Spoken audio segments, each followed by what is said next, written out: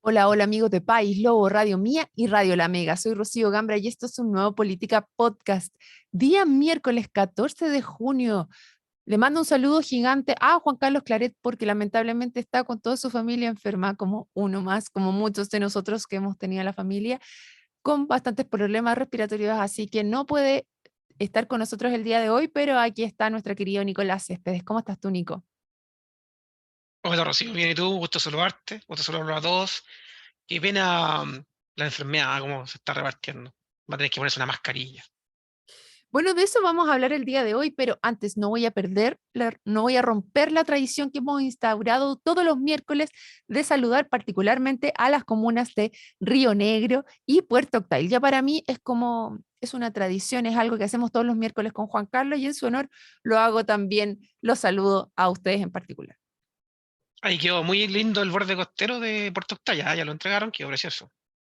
Sí, ayer estuvimos conversando con Héctor y con Marco Gómez, que él es de Puyehue, de distintas cosas que se están haciendo. Yo les comentaba algunas que tuve la posibilidad de conversar con el alcalde de Puerto Octal, justamente por varias obras de pavimentación que se están haciendo en Puerto Octal, también de los camiones de basura, que tenían un problema gigante ahí también, querido Nicolás. Pero bueno, eso es algo Que que conversamos el día de ayer. ¿Mm? uno se pregunta a veces si vale la pena esta inversión o qué tan atrasada está esta inversión, porque hasta hace poco, hasta la administración anterior del municipio de Puerto Octay, no había una planta de tratamiento de agua. De hecho, no sé si ustedes saben, pero el agua no se paga en Puerto Octay, es gratis. Lo administra el municipio. Y Pero no se, pero a ver, espérate, párate ahí, porque no es que no se pague, es que la administra el municipio. El problema es que el municipio no tiene cómo cobrar, no claro, o puede sea, cortarte el agua. me refiero a que hay una costumbre histórica de que la gente que vive en Puerto Octay no paga el agua. Y no pasa nada, no van a pagar el agua y el agua llega. Entonces no hay problema, ¿cachai? Pero hay varias cosas. En Puyehue también recuerdo que no hay una planta de tratamiento para el alcantarillado. Entonces hay cosas de ese nivel que son ya muy tercermundistas que tenemos en algunas comunas de nuestra región para que la gente sepa que no todo es maravilla.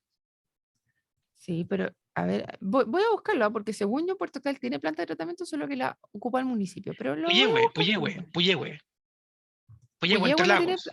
¿y Sí. que lo tiran directo al río, dices tú? No puede ser, Sí, po. después del lago sale al río, efectivamente. Es un problema que nosotros vimos en el gobierno anterior y tratamos de adelantar un proyecto a través de financiamiento FNR y no se pudo, no sé en qué estará ahora, pero era claramente un problema. O sea, esas comunas son, y además tienen un segundo problema, que la mayoría de las personas que viven ahí son personas de tercera edad, que ya no son activas desde el punto de vista laboral.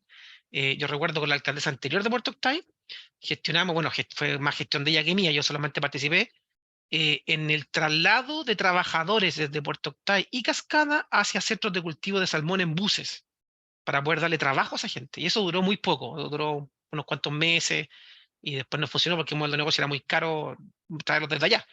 Pero de esa forma se buscaba trabajo para esas personas. Además, en Cascada está en una zona de alto riesgo por el volcán, entonces tampoco se pueden, yo me acuerdo, entregar, por ejemplo, títulos de propiedad.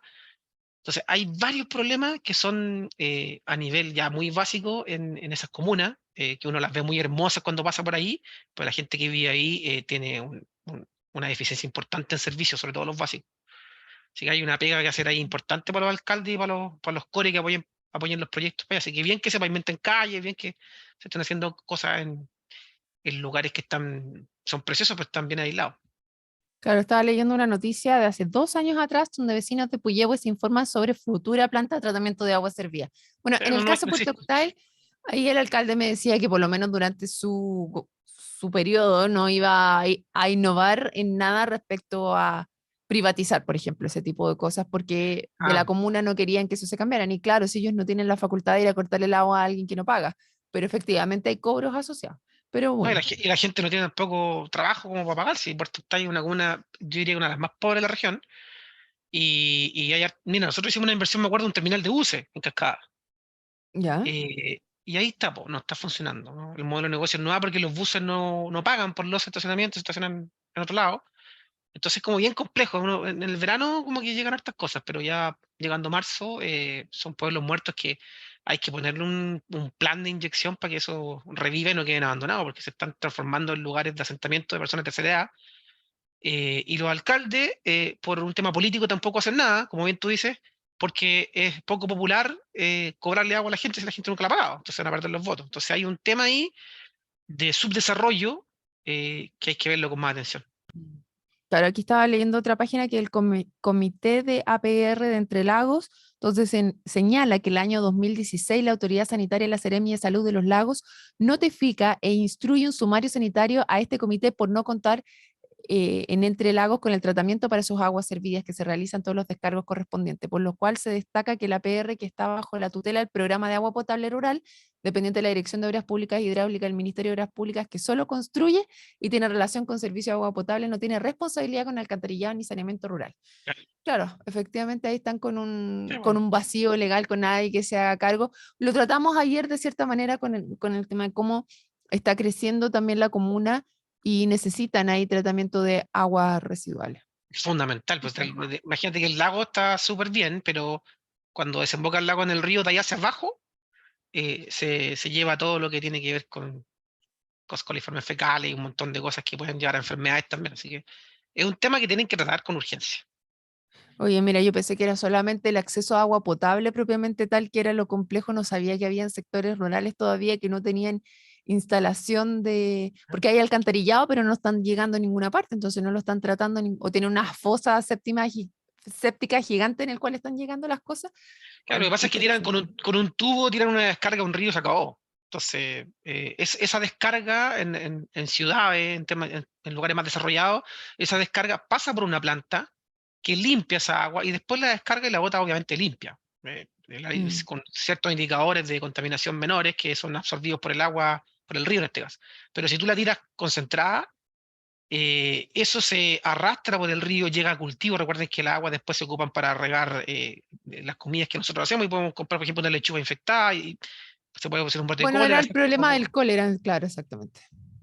Así que ahí hay, bueno, ojalá que alguna autoridad tome conciencia y aplique un proyecto bien, bien interesante. Sí, bueno, eso seguimos sin duda. Oye, respecto a las mascarillas que tú estabas señalando al principio, quería tomarme unos minutos también en ese minuto porque sale el día de hoy en este programa, porque finalmente sale el subsecretario Arauz. Ayer el presidente hace a mediodía un anuncio público, creo que alrededor de las 2 de la tarde, Pero él hace un renunció, anuncio, ¿no? renunció o le aceptan la renuncia. Sí, que eso es muy Bueno, raro, es la renunciar. figura que se utiliza, ¿no? Cuando sale un subsecretario o un ministro, pero aquí me llama mucho la atención y el lunes también lo conversábamos con Alicia, que ella me decía que había un problema de edad y cuando sale la figura y la foto de la ministra Aguilera, donde sale con todos los exministros atrás, dice, uy, aquí llegaron todos los viejitos a apoyar. Y yo lo veo distinto, más que todos los viejitos a apoyar, creo que el boomerang de la política es muy corto. Y con la salida del subsecretario Arauz, no solamente se está hablando de lo mal que lo hizo, sino también de lo mal que fue oposición desde él, desde el colegio médico, porque en la ex ministra Jimena, o sea, la actual ministra de Salud, Jimena Aguilera, a ella en general la trataron de blindar de los distintos puntos y los comentarios que yo había percibido era que ella había sido muy colaboradora con el gobierno durante la pandemia. No así el subsecretario, que al salir, además ofrece disculpas a el exministro París y el exministro Mañalit por haber sido tan duro con ellos durante la pandemia. Entonces, aquí voy que la política tiene un boomerang muy corto, porque así como antes pegabas, ahora te tocó la salida. Y yo aquí quiero ir a una reflexión de hacia dónde vemos como país, qué foto nos gusta más, la del subsecretario Arauz saliendo y pidiendo disculpas o la de la ministra Aguilera con todo el respaldo de los exministros de salud de los distintos gobiernos. ¿Cuál de las dos fotos nos gusta más? Yo me quedo con la foto de la ministra Jimena Aguilera, en la cual, frente a un problema de país tan grave como el que hoy día le cuesta la vida a una chiquitita en Montepatria, que tenemos un nuevo infante fallecido por temas respiratorios, nos unimos como país. Lamentablemente tienen que pasar este tipo de cosas para que nos unamos como país, pasar una desgracia de este nivel para poder dejar estas rencillas y esta política de pegarle al otro. Eso quería hacer esa pequeña reflexión, querido Nicolás. Sí, lamentable, lamentable. Lo que más a mí me frustra, porque uno también siente frustración, es que las cosas se repiten. ¿Ah?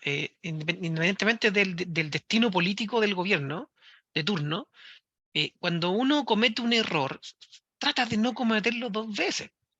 Entonces, como esto se personaliza en una autoridad, que es lo que decía la otra vez el ministro de Educación, que salió en una reunión diciendo, oye, no sé por qué hacen escándalo por mi condición sexual, y él como personal, como que daba como personal un tema que era de educación. ¿Está? Entonces, Ujú. cuando las autoridades personalizan esto, el país pierde. Entonces, ¿qué hay que hacer aquí? Hay que tener cuando uno tiene un cargo político, uno tiene que establecer protocolos y formas de reaccionar. Ah, mira, cuando pase esto, porque ya pasó, lo mejor es hacer esto otro. Y eso, hay gobiernos que son mucho más operantes en eso, y otros que son más inoperantes. Pero no por la autoridad de turno ni porque el gobierno que esté, ese protocolo se va a perder. Ah, hoy día el tema de las mascarillas suena así como, ya, ¿sabéis qué? Como no podemos hacer nada, hagamos algo. Mascarilla. Eh, ¿Tendrá efecto? ¿Tendrá efecto si es de los 6 años para arriba? Siendo que, no sé, si le ataca a los más chicos, no sé, hay un tema ahí que me parece como una improvisación del porte de un buque, como para subsanar el tema. A lo mejor sirve, a lo mejor no, pero nosotros deberíamos estar ya preparados de lo que aprendimos de la pandemia. O sea, cuando hay un brote, estas son las condiciones que hay que hacer. 1, 2, 3, 4, 5, 6. Y aplicarlas con tiempo. Pero a mí me da la impresión de que este juego entre el Ministerio de Salud de ahora, comparación con el anterior, que eran unos ineptos, que ustedes no saben, ya llega a ser ridículo. Es una falta de responsabilidad del cargo. Y ahí yo no estoy tan de acuerdo con la ministra actual, porque independientemente de quién esté en la espalda, independientemente de la situación con que cada uno lo vivió, esto ya tiene que ser una profesión. O sea, señor, cuando pase esto, que sabemos que va a pasar, tenemos que tener un plan previo, aplicable, no por el respaldo de alguien que lo hizo, ¿cachai? Porque en países desarrollados estas cosas pasan una vez. En Chile, mira, para que tenga un ejemplo claro, claro, pasa con los terremotos. La normativa de terremotos, de construcción en los edificios, en el año 60 era muy rasca. Hubo un gran terremoto, se mejoró. Llega otro terremoto y se va mejorando, y se va mejorando, y se va mejorando. Y hoy día tenemos una de las mejores del mundo. En la política, qué ganas de que eso pase. Cuando ocurre algo, que se mejore, que se mejore, que se mejore, y se va perfeccionando. Pero al parecer pasan años, pasan 5, pasan 6, y todavía nos encontramos con un brote que mata niños. Gente que no tiene agua, gente que, o sea, no, a mí me llama la atención eso, y prefiero que el ministerio se profesionalice y dejen de personalizar estos temas, porque parece que contra el ministro, contra el subsecretario, contra... No, ahí veo yo un déficit de los políticos que tienen que poner la pelota al piso y ahora esto para adelante. Ya, varias cosas aquí respecto a lo que tú estás diciendo que me gustaría hacerme cargo. No es que yo esté defendiendo el gobierno, pero sí me gustaría como también despersonalizarlo y veamos como bien objetivo de qué se trata. En el caso de las mascarillas, ¿sabes qué? Yo creo que no deben ser muy eficaces a nivel de niños pequeños. Yo tengo mis dos hijos pequeños y veo que los usan por acá abajo. El más chico se la pone para entrar, pero después de 3 años, ¿verdad? Se la saca. Y mi hija la ocupaba bastante por acá abajo. El año pasado, la verdad, yo no vi mucha diferencia entre una cosa a nivel de preescolar, que son los que son más afectados por el virus sincicial, podríamos decir. No vi mucha diferencia en ellos en cuanto se resfriaban o no, se resfriaban exactamente igual. Pero que sí estoy de acuerdo con el uso de mascarillas, por lo menos como política pública. Aquí me voy a hacer cargo de dos cosas. Una, yo creo que es cómo tú transmites de parte del gobierno la urgencia y el nivel de complejidad en el cual están los sistemas hoy en día. Si no tienes ninguna política, si no comunicas a la población de que estamos en un momento complejo respiratorio y dejas así como es el resfrío, no es necesario, esto no es tan así, eh, yo creo que no es una buena forma de comunicar y en ese sentido creo que el tema de las mascarillas es más lo que te dice psicológicamente que lo que vas a poder Claro. apoyar en la práctica. ¿Cachai? O sea, es como una medida de decir, oye, tenemos que volver a las mascarillas, eso quiere decir que estamos mal porque el sistema realmente está muy estresado. Si le dices a la gente que es un 92% las camas críticas que están siendo utilizadas actualmente, sí, también estás comunicando, a lo mejor no eres capaz de percibir, y recordemos que la gente somos, hay bastantes aquí en Chile que son alfabetos analfabetos, ¿cómo es la palabra, Nico? Ilustrados. No, no es ilustrado, es como que, que tú sabes leer, pero no entiendes lo que lees. Y a nivel de números yo creo que es peor. O sea, que tengan un Sí. 92%, en verdad, no sé si la gente logra entender qué significa un 92% de ocupación de camas críticas. Y a Pero veces con sin duda, decimal, a veces 92.3, y la gente dice, sí, claro, es como un número que en verdad no nos dice mucho, a lo mejor sí, porque por la pandemia ya estamos acostumbrados a esto. Sabemos que hay niños que mueren, pero también teníamos una ministra que nos venía a decir que iba a morir igual, que siempre hay niños que mueren en la pandemia. Entonces, yo creo que aquí el cambio de la forma en la cual el gobierno está enfrentando esta emergencia sanitaria es relevante por lo que cada uno de nosotros puede contribuir para que un niño menor de edad, o sea, chiquitito, una bebé, no esté intubado, porque, queridos auditores, intubado no significa, y esto lo conocimos dentro de la pandemia, lo conocimos en el COVID, no es que estés acostado, intubado, no sé qué. Imagínense una guagua que la tienen que dar vuelta para allá, para acá, que no sabe si come. Esos papás, ¿cómo están? O sea, cuando uno ha tenido un hijo internado o muy enfermo, que no sabes lo que va a pasar, realmente es súper complejo. Entonces yo creo este sentido de urgencia, de que como país nos pongamos todos a tener más cuidado, creo que es súper relevante. Segundo, el virus sincicial y la influenza, el virus sincicial en este caso, que es donde estamos más complicados con los pequeñitos, efectivamente les complica más a aquellos que están contagiados por primera vez, es decir, que es su primera exposición ante el virus y por eso son los más pequeñitos los que tienen problemas. Eso no quiere decir que nosotros adultos no nos enfermemos, eso no quiere decir que los mayores de 6 años no se enfermen. Y lo que hacemos es bajar la tasa de contagios, la circulación del virus. Y como hay menos virus, evitamos que los más pequeñitos se enfermen también, porque hay menos probabilidad que a ellos les llegue. Y por eso era interesante una medida que había anunciado, que pasó bastante piola, encuentro yo dentro del gobierno, que había anunciado el gobierno que pasó piola en la prensa, que decían tratar de que las mamás de menores de 2 años hicieran más teletrabajo. ¿Por qué me pareció interesante? Porque puede que esas mamás se resfríen y le lleven ese resfrío a su guaguita a la casa. Entonces ahí también tú estás cortando un poco, aparte que permites que esa mamá no tenga que llevar a esa guagua, a ese bebé a la sala cuna si no tiene dónde dejarlo. Entonces son varias las estrategias, yo creo que una por sí sola, o sea, las mascarillas por sí solas no te sirven mucho, pero varias combinadas en una medida más global es interesante. Ahora, no estoy de acuerdo tampoco, Nico, te dejo y después voy a tirar de nuevo para no hacer puros monólogos de esto. Quiero saber tu no, opinión. no, no, es que quería plantearte un desacuerdo, Dale. para variar, te digo. No, lo que Vamos. pasa es que yo aquí voy a citar a nuestra querida amiga Alicia Esperina, de que le falta mucha ingeniería a la política. Yo no creo en lo que tú estás diciendo que sea un plan. O sea, la mascarilla va amarrada al retiro del subsecretario. O sea, sabes que ya sacamos a este tipo y estamos haciendo algo. Perdón, todos sabemos todos los años los virus que llegan en invierno. Tenemos mediciones de la calidad del aire por ciudades, ¿ya? Entonces, como política pública, hay que hacer algo más inteligente, más integral. Hoy día se puede hacer. Mira, están preocupados de temas de humedales del sur, de salmoneras, cosas que tienen que ver con territorio por el cambio climático, pero no están preocupados del aire que están respirando. Entonces, hay varias cosas aquí que a mí no me calzan, y lo digo así como bien honesto, porque pongámonos en el caso de Chiloé, por ejemplo. Chiloé tiene 160.000 habitantes. Tú puedes calcular cuántos niños hay, cuántos niños se pueden enfermar y puedes calcular cuántas camas hay. Entonces, hay dos hospitales en construcción, que John y Ancud. Todavía no están terminados. ¿Van a estar terminados para el próximo invierno? No. Ah, entonces, ¿cuántos niños se van a enfermar? Fortalezcamos el sistema en Puerto Montt. Hay un plan. Uno se planifica y dice, ya sabéis que lo más probable es que en la pandemia nos faltaron tanto. Entonces, mira, vamos a buscar recursos para poder poner un hospital o vamos a hacer un convenio con los militares para que pongan un hospital de campaña o tengamos 100 camas más. Eso es lo que uno pide como ciudadano. Gente capaz de administrar una emergencia, y no solamente una emergencia, sino que un problema que ya es anual, todos los años pasa lo mismo. Y eso es lo que yo no veo. Aquí yo no, cuando decían, oye, vamos a tener las camas 3 meses más, ¿qué? Cuando dijeron, oye, no, si llamamos a la clínica, no nos llamaron a la clínica. Entonces, Error, error, error, error, error, y eso es incapacidad. Entonces, demuestran de que no hay un plan para solucionar esto. Y eso es lo que me preocupa a mí. Yo tengo una hija de 5 años. Entonces, obviamente, si ahora tú me estás diciendo, por ejemplo, el tema del teletrabajo, ya.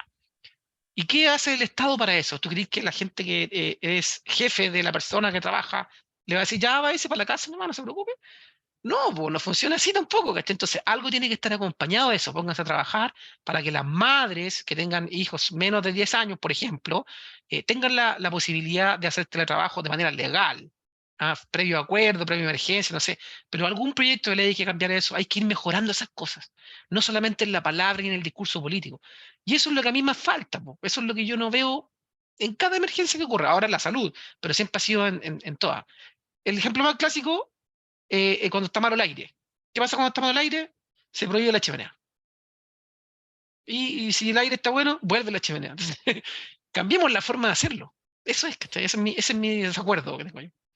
Estoy de acuerdo contigo, Nico, en eso a nivel general. Ahora, con el tema de la mascarilla, claro, se ve como algo puntual, pero cuando tú ves el general, ¿qué es lo que yo veo en el general? En el general veo que efectivamente había un alguien que estaba haciendo piedra de tope que no estaba gestionando bien a tiempo. Y ese para mí también era el subsecretario Arauz. ¿Por qué? Porque cuando tú tienes esta cuestión de la gestión de las camas críticas, y a diferencia de lo que sí pasó en el gobierno anterior, donde tenías a Zúñiga en redes asistenciales, que efectivamente era ingeniero y tenía una visión distinta también, tenías el gestor de camas críticas y tenías el subsecretario que había hecho estas cosas antes.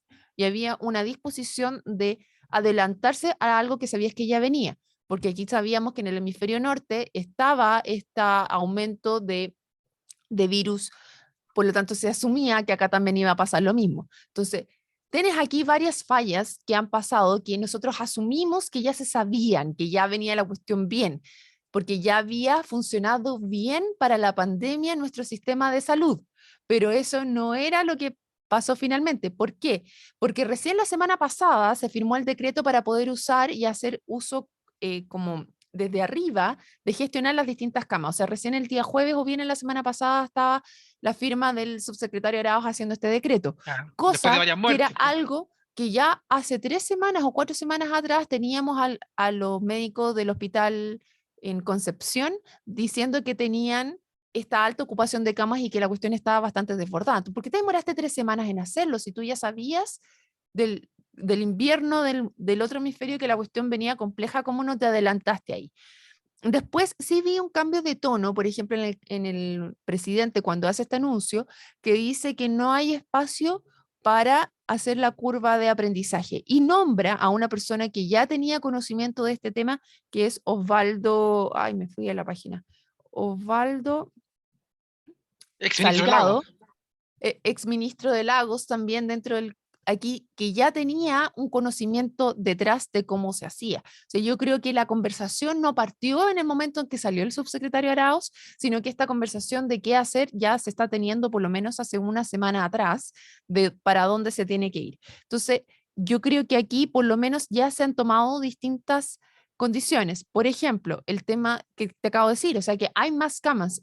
Una vez que esto sale, ya tienes 1000 camas más a nivel nacional y aún así tienes un 92% de ocupación, o sea, es altísimo.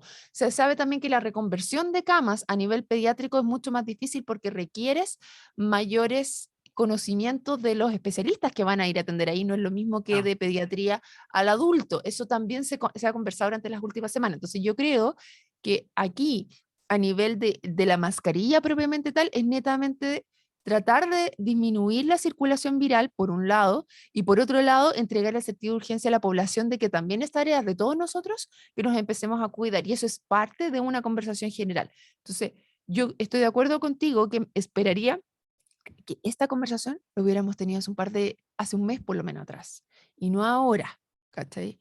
Pero ahora, Claro, es que es costumbre ya, pues costumbre de que se instala alguien del Frente Amplio en el gobierno y resulta que no da el ancho, después hay que sacarlo y poner a alguien de la concertación. Eso ha pasado 1000 veces. Entonces, pero mira, yo voy un poquito más allá del tema político puntual de este caso. ¿Ah? Eh, si les importan tanto las camas, ¿por qué no las calculan bien? ah, ¿Por qué no apresuran la construcción de los hospitales que están en proceso? El hospital de Ancud está paradísimo, el de mm, Guillón tuvo muchos problemas, apúrenlas. Yo me apuro con esos dos terminales, implemento muy bien los dos hospitales y ya tengo un porcentaje de cama importante solucionando el tema de Chiloé, por ejemplo. Lo mismo Sí, y hago en la ahí, provincia de acá, la provincia de allá, y fortalezco y robustezco el sistema de salud, de manera que no tengamos ocupaciones. Mira, no es un número grande, 92%, 95%, pero no significa que esté solucionado. O sea, hay camas de personas que tienen otras enfermedades, gente que está esperando operarse hace mucho tiempo, que tiene que postergar también su salud. sí, Entonces, sí, es sacarle ropa a ese es uno en para el tirarlo. caso de las cirugías electivas en pediatría que la semana pasada justamente les pidieron que las dejaran en stand-by, o sea, son niños que van a tener que seguir esperando por una operación. Y te Terrible. quiero dar el caso efectivo, un minutito me voy a tomar porque lo he conversado, está la entrevista en País Lobo también del director del hospital de Osorno, en el cual él venía de haber estado en la pandemia en Aysén. Y acá en Osorno nosotros tuvimos reconversión de camas mucho antes. Por eso nosotros en Osorno estamos recibiendo gente de otros lados, porque de 3 camas UCI que teníamos pasaron a 5. De UTI teníamos 5 y reconvirtieron a 15. Y camas intermedias de 12 subieron a 18. Y eso se hizo antes. O sea, en Puerto Montt la gestión fue totalmente distinta porque ya tenían 30 camas que van a ser en septiembre, que se van a demorar 3 meses. Pero aquí en Osorno las decisiones se tomaron antes. Y eso está dado por una dirección diferente de una persona que Exacto. sabía cómo funcionaba el tema y que se adelantó. Y en ese sentido yo creo que no hay que decir cuando las cosas se hacen bien. Yo creo que aquí se hizo bien y efectivamente estaba bastante aceitado la forma y la toma de decisión. Y eso Ya, era pero lo que a viste mí que me depende, faltaba a nivel de arriba. ¿Qué? viste que todavía nuevamente depende de la persona que esté a cargo. ¿Sí? Bueno, es Y que lo que es un uno tema de da por salud país. sentado, sí, pues lo que uno da por sentado que la cosa va a ser siempre así, no necesariamente es. Y por eso es importante quién está arriba. Lamentablemente es así. Querido Nicolás, llegamos al final del programa. Y nos faltó todo lo que pasó con Codelco y el litio, que lo conversamos mañana, ¿te parece? Ok, Chao, queridos amigos, nos vemos mañana en otro cuídense Política mucho. Podcast. Chao, chao. Chao.